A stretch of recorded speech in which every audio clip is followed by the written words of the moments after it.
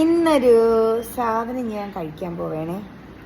പണ്ടൊക്കെ സ്കൂളിൽ പഠിക്കുന്ന സമയത്ത് ഇഷ്ടം പോലെ മേടിച്ച് കഴിച്ചിട്ടുള്ളൊരു സാധനമാണ്. പണ്ടൊക്കെ നമ്മൾ സ്കൂളിൽ പഠിക്കുന്ന സമയത്തുണ്ടല്ലോ, 1 രൂപയൊക്കെ കൊടുക്കുമ്പോഴത്തേക്കും ഇത് കിട്ടും. ഭയങ്കര അഡിക്റ്റഡ് ആയിരുന്നു. എന്ന് വെച്ച് കഴിഞ്ഞാൽ മേടിച്ചങ്ങ് തിന്നും. പക്ഷെ ഇത് കാണുമ്പോൾ ഒരു നൊസ്റ്റാൾജിക് ഫീലാണ്. ഇതിപ്പോൾ കേരളത്തിൽ അങ്ങനെ ഇല്ല. നമ്മൾ കന്യാകുമാരിയിലും അല്ലെങ്കിൽ വല്ല ഓണം അല്ലെങ്കിൽ ഇവിടെ എന്തെങ്കിലുമൊക്കെ ഈ സ്റ്റോളുകളൊക്കെ വരുമ്പം അവിടെ ഇങ്ങനത്തെ മുട്ടായികൾ, പഴയ പണ്ടത്തെ മുട്ടായികൾ, തേൻമുട്ടായി, പുളിമുട്ടായി, രാസമുട്ടായി, ത്രാസ മുട്ടായി, പിന്നെ പൈസ മുട്ടായി, അങ്ങനെ കുറേ മുട്ടായികൾ കാണുമല്ലോ. അതിലൊരു മുട്ടായിയാണെന്ന് ഞാൻ തിന്നാൻ പോണത്.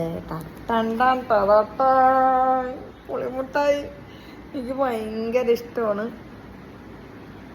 പണ്ട് ഇതിൻ്റെ കുറച്ചുകൂടെ വലുതായിരുന്നു. ഇപ്പം എന്താ ഇത് ഭയങ്കര ചെറുത്. നോക്കി, ഇത്രയും ഉള്ളൊരു കുഞ്ഞിതാണ് ഇപ്പം വരുന്നത്. ഇത്രയും ചെറുതാണ് അവർ കൊടുക്കുന്നത്. എന്ത് നഷ്ടമല്ലേ.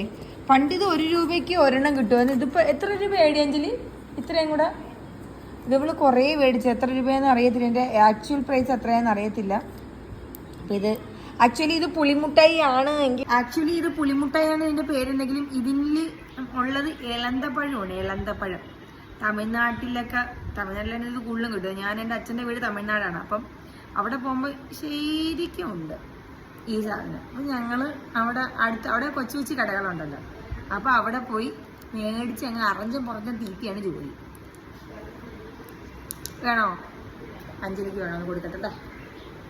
അഞ്ജലിയാണേ മേടിച്ചോണ്ടത്, പക്ഷെ മൊത്തം എൻ്റെ കയ്യിലേ ഇരിക്കുന്നതെന്ന് മാത്രം. ശരിക്കും ഇപ്പൊ എല്ലാവർക്കും വേണമെന്ന് വേണേ. നിനക്ക് ഇഷ്ടമാണല്ലേ പറഞ്ഞേ? പുളിമുട്ടായി ഭയങ്കര ഇഷ്ടമാണ്. മൊത്തവും ഞാൻ ഇത് കഴിഞ്ഞു. ഒന്നും കുഴപ്പമില്ല അവർക്ക്. ആക്ച്വലി ഇതിൻ്റെ അകത്തുള്ളത് ഇളന്തപ്പഴമാണ്. ഇളന്തപ്പഴം അതാർക്കും അറിയില്ല. കാരണം അതിൻ്റെ അകത്ത് ഇളന്തപ്പഴം എന്തെന്ന് വെച്ചാൽ എനിക്ക് അറിയില്ല. ഇളന്തപ്പഴോ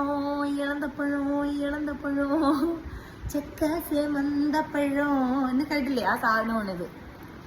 പിന്നെ എൻ്റെ കുരുവൊക്കെ ഉണ്ട്. പുളിയല്ല എന്തായാലും.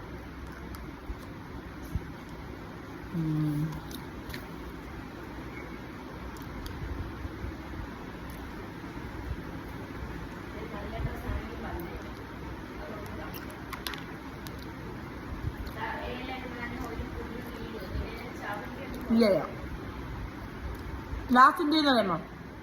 ഈ കവറിനെന്ന് വെച്ചത്